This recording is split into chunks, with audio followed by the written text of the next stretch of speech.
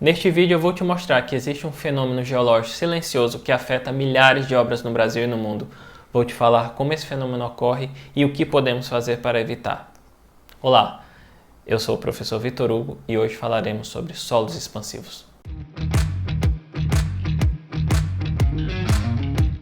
Nem sempre é fácil, dentro da engenharia, identificar as causas de trincas em edificações ou defeitos em pavimentos.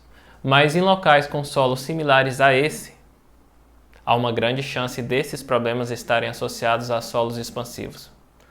Solos expansivos são classificados como solos problemáticos dentro da engenharia geotécnica, a exemplo dos solos moles e dos solos colapsíveis.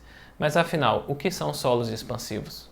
Solos expansivos são solos argilosos que têm como característica o aumento de volume ou inchamento quando ganham umidade, bem como a redução de volume ou contração quando secam, o que costuma acontecer de forma cíclica ou sazonal, geralmente relacionado aos períodos secos e chuvosos.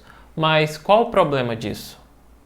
O problema é que, quando esses solos estão localizados próximo à superfície, o aumento de volume e esse deslocamento de massa acabam induzindo movimentações diferenciais nas construções, o que resulta em prejuízos imensos. Esses prejuízos já foram estimados em mais de 2 bilhões em um único ano nos Estados Unidos, quantia superior aos danos provocados por furacões e terremotos.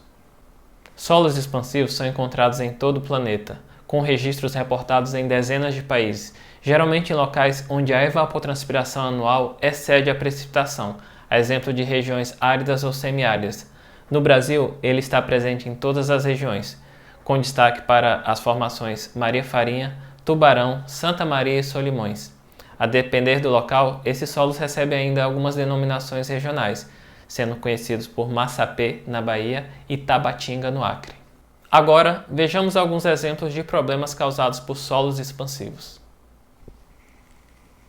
Nesse exemplo, temos a elevação do solo causando a ruptura de pisos, trincas longitudinais em pavimentos, rachaduras em edificações, inclinação e ruptura de obras de infraestrutura como adutoras e postes de eletricidade, e instabilidade e erosão de taludes devido à perda de umidade e empastilhamento em sua superfície. Mas você deve estar se perguntando, por que esses solos expandem? A expansão de um solo é resultado da combinação de fatores internos e externos.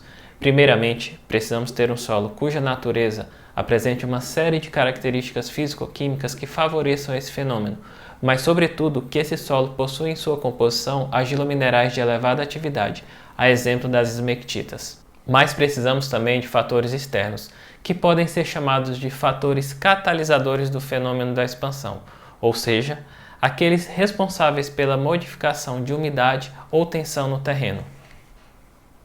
Então estamos falando das variações climáticas que modificam a umidade na franja superficial do perfil ao longo do ano, que é a relação entre a precipitação e a evapotranspiração do solo, mas também das ações humanas que promovem desequilíbrios no fluxo da água no terreno, como a simples impermeabilização que as construções geram, ou ainda por escavações expondo lentes expansivas, o que reduz as tensões existentes e favorece a pressão de expansão que antes encontrava-se confinada pelo peso do maciço. Aqui começamos a entrar nos desafios de lidar com solos expansivos.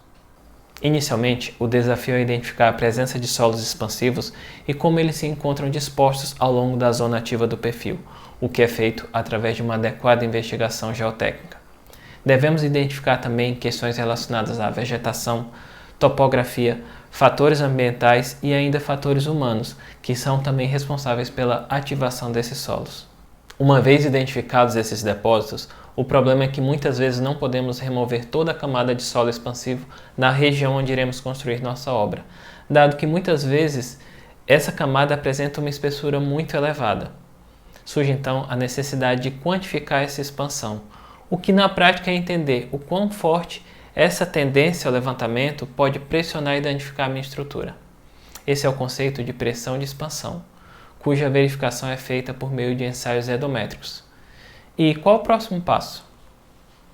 O próximo passo é a realização de um projeto eficaz que reduz os riscos de problemas futuros. Para isso, há uma série de tratamentos químicos e mecânicos que podemos aplicar nos solos expansivos, reduzindo a sua tendência à expansão. Outra alternativa consiste em controlar a variação volumétrica no entorno da nossa construção. Para isso, lançamos mão de alternativas como barreiras verticais ou horizontais de umidade. Uma terceira linha de ação consiste no reforço estrutural, contrabalanceando a pressão de expansão do solo. O uso de geossintéticos também é uma alternativa muito empregada.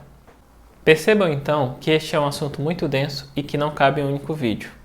Então, se você quer que eu faça uma playlist desse assunto, pede aqui nos comentários. Vou te pedir também que se inscreva no canal e ative as notificações. Isso faz com que o YouTube entregue esse conteúdo para mais pessoas. Obrigado por assistir e tenha uma ótima semana.